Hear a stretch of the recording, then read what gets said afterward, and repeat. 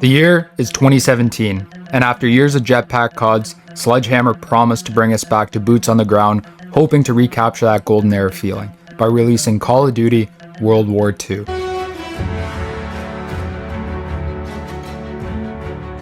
It didn't work, but today we're revisiting World War II, a COD that is often forgotten about, but I think is massively underrated. So let's hop in. Here we go, boys. Got into a game of team deathmatch here. Pretty quick too, but no surprise, because if you've seen any of my other videos,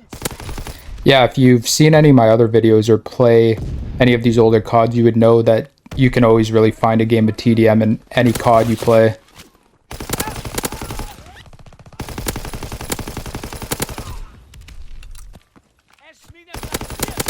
And you would have seen the title of my video, and before you guys jump down my throat and be like, typical COD player calling a game underrated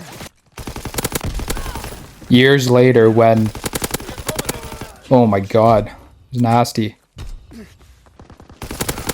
Yeah, if you're like, you know, typical COD player calling a Call of Duty underrated years later when everyone hated it on release, just shut your mouth for a second and listen, okay? I've always liked World War II, the video game, not the actual war. Relax. And I kind of credit it for being the Call of Duty that got me back into playing COD. So to give a little bit of context, in the 2017 kind of year, I was just finishing high school, starting college, so I wasn't playing video games that much. And when I was kind of ripping a lot of Chell, to be honest. If you don't know what Chell is, it's the NHL hockey games. So I wasn't really playing COD that much. I did get this game a couple months after release, and I played, you know, a couple hours of the campaign and a little bit of multiplayer, but nothing too crazy. It wasn't until maybe 2019-ish that my cousins kind of got me back into COD. They were playing World War II at the time, and I started playing it with them, and I just fell in love with it. It was just refreshing because COD was coming off of, you know, 3 back-to-back-to-back jetpack games, and I wasn't really a big fan of them. I liked Black Ops 3, but I've always liked this kind of, you know, war-like, slow movement COD. So even though I never really played this game at launch, I heard there were a whole bunch of different issues. Glitches, spawn issues. Apparently the game was just pretty broken on release from what I've heard.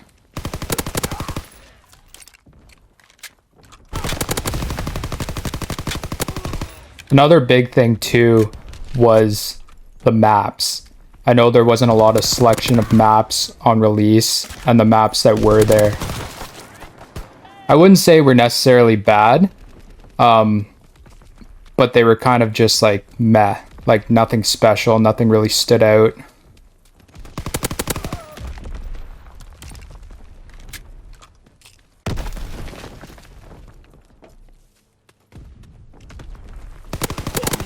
I think this game could have really benefited with adding some World at War maps, especially on release. Like, that would have went so hard. The fire shotgun, man, this thing was so OP, and still is. This guy's gonna make me fucking throw my PlayStation out the window. And although I am criticizing the maps, this game did have one of the coolest maps, in my opinion, in Call of Duty history. Get out of here with your shotgun, man.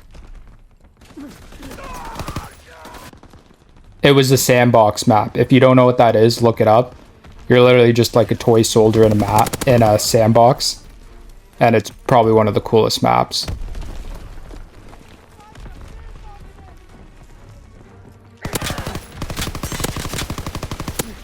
Dude.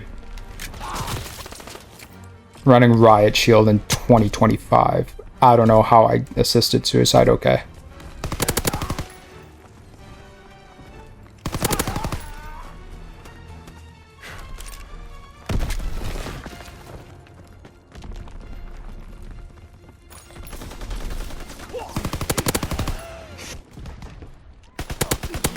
think what really did this game in, though, was the state of COD at the time this was released.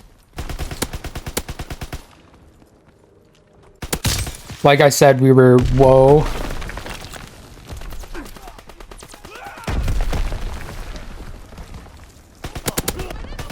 Like I said, we were coming off the jetpack era, and COD just wasn't in a good place at the time.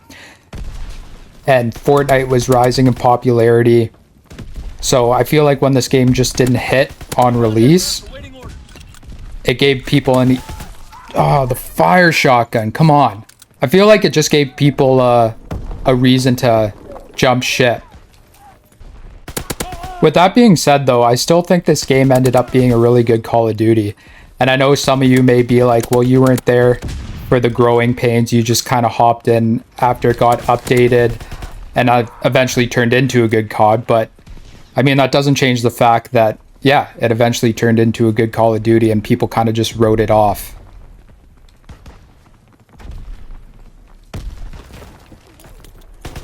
And I know any, you know, war COD is going to get compared to World at War. And I know it's not as gruesome or, you know, as dark as World at War, but I think it did a good job at capturing World War II, in my opinion.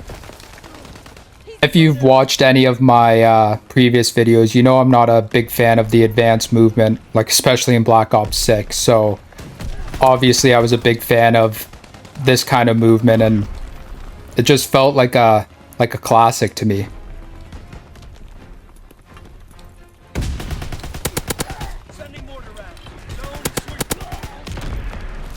Okay, kind of popped off there a little bit. The grease gun kind of rips. This game also had a pretty cool selection of guns. I know a lot of them were blocked behind supply drops, which I know a lot of people didn't like, and I'm not a big fan of either. Am I just gonna have to chase this guy?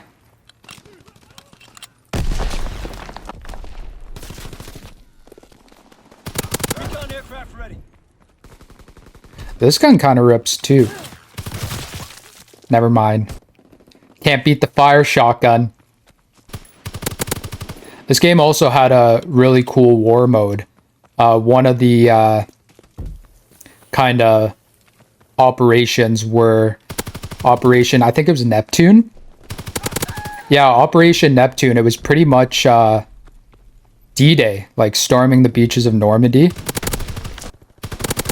I thought that was an insanely cool concept for a war mode. So there were a lot of bright spots in this game. But yeah, man, I feel like just release was enough to kind of turn people off of it. And unfortunately, I think that's kind of how it goes with Call of Duties. Another example, it was Cold War. It had a pretty rough launch too, and yeah, that was enough for people to kind of turn off from it and never give it another chance. But if you're watching this video and you haven't played World War II in a while, I would recommend going back and checking it out. Because especially if you're playing Black Ops 6, this is such a refreshing COD to play. Don't have to see Beavis and Butthead or any crazy skins.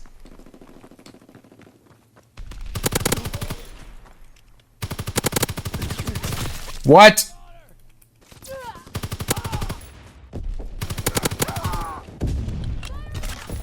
Recon aircraft ready. Recon airborne.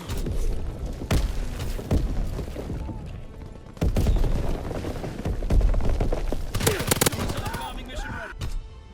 Strafing run inbound.